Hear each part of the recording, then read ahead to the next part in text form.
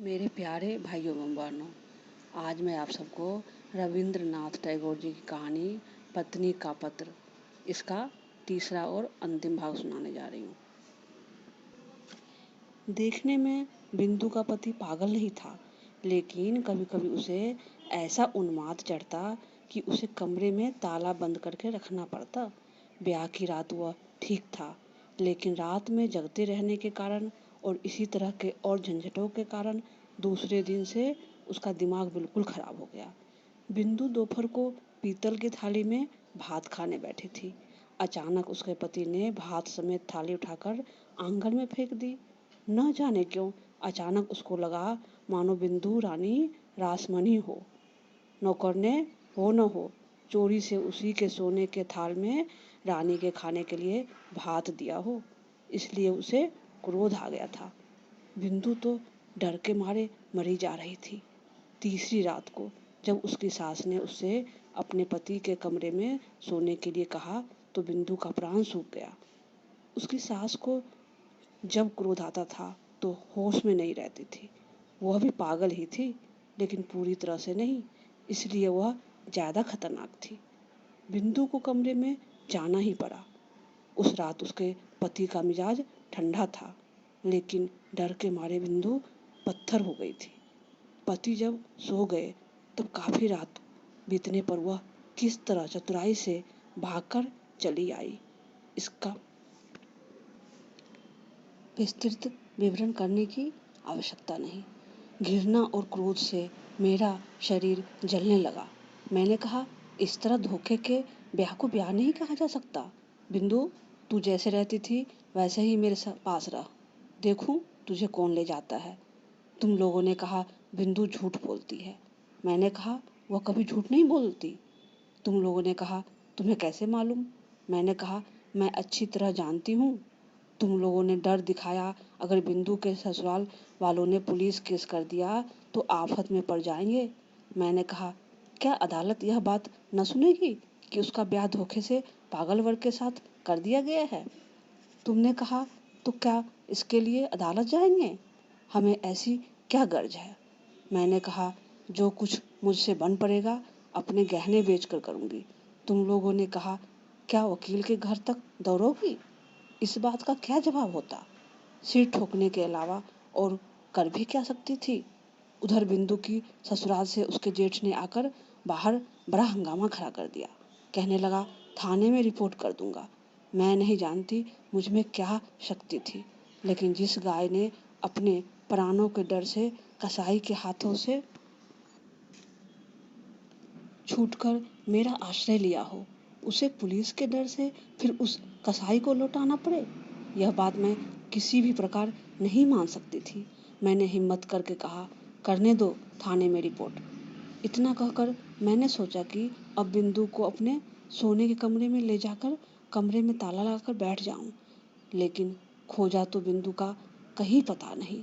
जिस समय तुम लोगों से मेरी बहस चल रही थी, उसी समय बिंदु ने स्वयं बाहर निकलकर अपने जेठ को आत्मसमर्पण कर दिया था। वह समझ गई थी कि अगर वह इस घर में रही तो मैं बड़ी आफत में पड़ जाऊंगी। बीच में भाग आने से बिंदु ने अपना दुख और भी बढ़ा लिया। उसकी सास का तर्क था कि उनका लड़का उसको खाए तो नहीं जा रहा था ना। संसार में बुरे पति के उदाहरण दुर्लभ भी नहीं है। उनकी तुलना में तो उनका लड़का सोने का चांद था। मेरी बड़ी जेठानी ने कहा, जिसका भाग्य ही खराब हो उसके लिए रोने से क्या फायदा। पागल वागल जो भी हो, है तो स्वामी ही ना।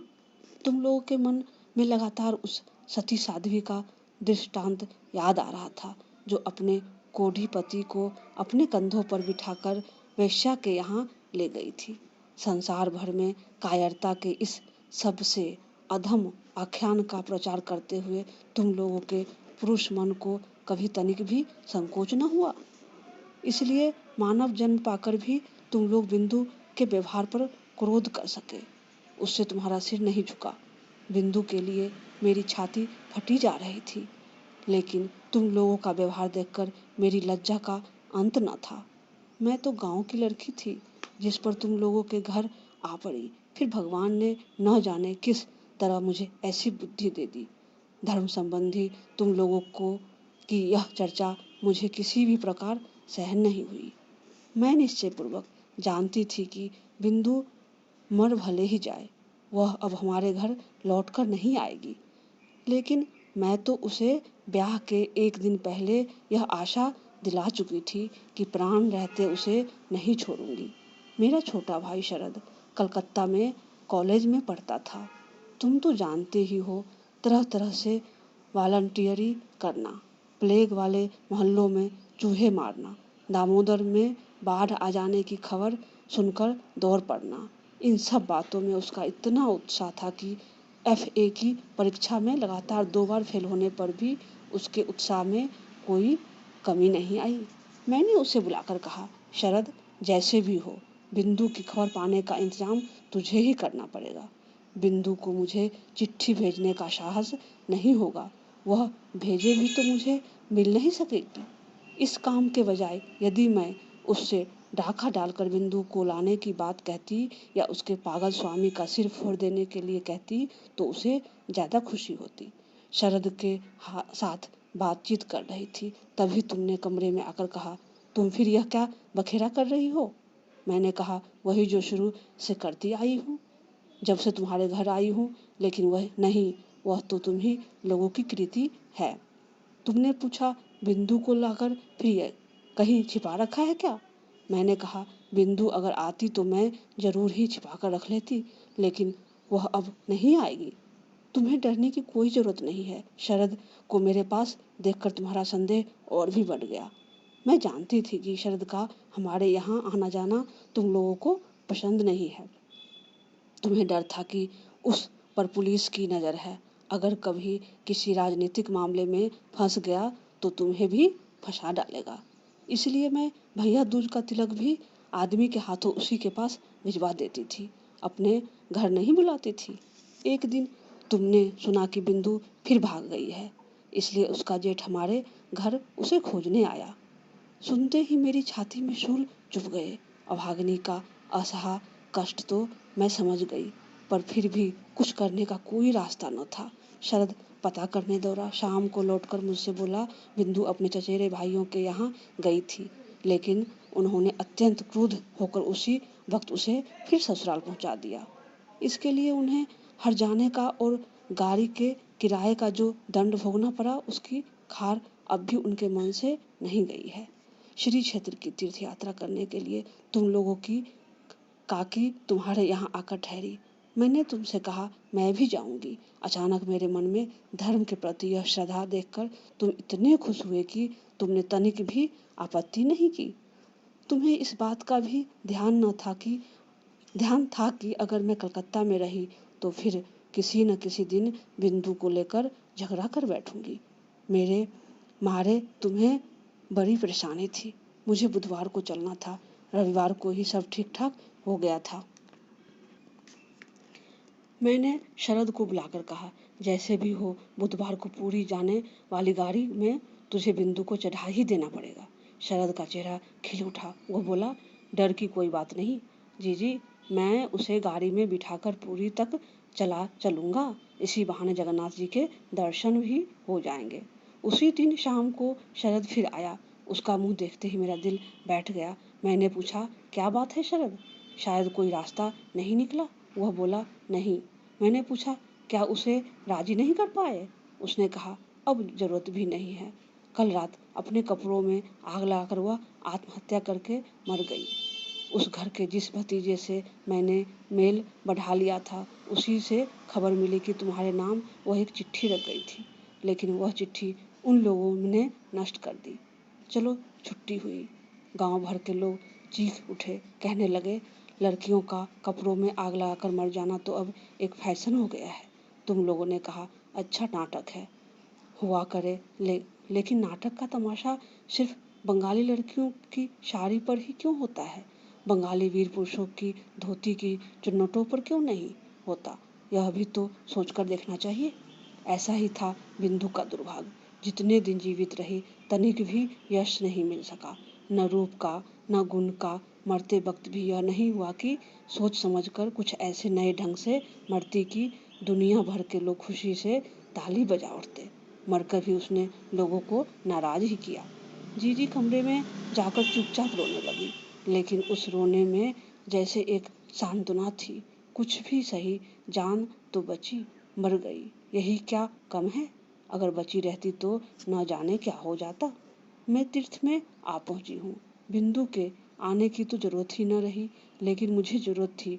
लोग जिसे दुख मानते हैं वह तुम्हारी गृहस्थी में मुझे कभी नहीं मिला। तुम्हारे यहाँ खाने पहनने की कोई कमी नहीं रही। तुम्हारे बड़े भाई का चरित्र चाहे जैसा हो, तुम्हारे चरित्र में ऐसा कोई दोष नहीं जिसके लिए विधाता को बुरा कह सकूं। वैसे अगर तुम्हारा स्वभाव तुम्हारे बड़े भाई की तरह भी होता तो भी शायद मेरे दिन करीब करीब ऐसे ही कट जाते और मैं अपनी सती साध्वी बड़ी जेठानी की तरह पति देवता को दोष देने के बजाय विश्व देवता को ही दोष देने की चेष्टा करती। मैं तुमसे कोई शिकायत नहीं करना चाहती। मेरी चिट्ठी का कारण यह नहीं है। लेकिन मैं अब माखन बराल की गली के तुम्हारे उस 27 नंबर वाले घर में लौटकर नहीं आऊंगी। मैं बिंदु को देख चुकी हूँ। इस संसार में नारी का सच्चा परिचय क्या है यह मैं पा चुकी हूँ। अब तुम्हारी कोई जरूरत नहीं। और फिर मैंने यह भी देखा कि वह लड़की ही क्यों न हो, भगवान ने उसका त्याग नहीं किया। उस पर तुम लोगों का चाहे कितना ही जोर क्यों न हो रहा हो, वह उसका अंत नहीं था। वह अपने अभागे मानव जीवन से बड़ी थी। तुम लोगों के पैर इतने लंबे नहीं थे कि तुम मनमाने ढंग से अपने हिसाब से उसके जीवन को सदा के लिए उनसे दबा कर रख सकते। मृत्यु तुम लोगों से भी बड़ी है। अपनी मृत्यु में वह महान है। वहाँ बिंदु केवल बंगाली परिवार की लड़की नहीं है, केवल चचेरे भाइयों की बहन नहीं है, केवल किसी अपरिचित पागल पति की प्रवंचिता पत्नी नहीं है। वहाँ वह अनंत है। मृत्यु की उस वंशी का स्वर उस बालिका के भग्न हृदय से निकलकर जब मेरे जीवन की यमुना के पास बजने लगा तो पहले पहल मानो मेरी छाती में कोई वान बिंध गया हो। मैंने विधाता से प्रश्न किया, इस संसार में जो सबसे अधिक तुच्छ है वही सबसे अधिक कठिन क्यों है? इस गली में चार दीवारी से घिरे इस निरानंद स्थान में यह जो तुच्छतम बुद्बुद है वह इतनी भयंकर बाधा कैसे बन गया? तुम्हारा संसार अपनी सट नीतियों से क्षुधा पात्र को संभाले कितना ही क्यों न पुकारे, मैं उस अंतःपुर की जरा सी चौखट को क्षण भर के लिए भी पार क्यों न कर सकी? ऐसे संसार में ऐसा जीवन लेकर मुझे इस अत्यंत तुच्छ काठ पत्थर की आड़ में ही तिल तिल कर क्यों मरना होगा? कितनी तुच्छ है यह मेरी प्रतिदिन की जीवन यात्रा। उसके बंधे नियम, बंधे अभ्यास, बंधी हुई बोली, बंधी हुई मार, सब कितनी तुच्छ है। फिर भी क्या अंत में दीनता के उस नागपाश बंधन की ही जीत होगी और तुम्हारे अपने इस आनंद लोक की, इस सृष्टि की हार? लेकिन मृत्यु की बंसी बजने लगी। कहाँ गई राज मिस्त्रियों की बनाई हुई वह दीवार? कहाँ गया तुम्हारे घोर नियमों से बंधा वह कांटों का घेरा?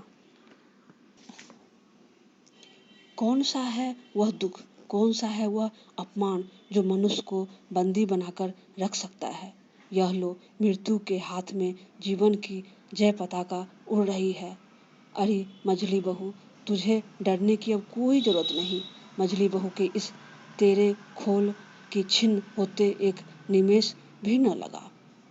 तुम्हारी गली का मुझे कोई डर नहीं। आज मेरे सामने नीला समुद्र है, मेरे सिर पर आषाढ़ के बादल।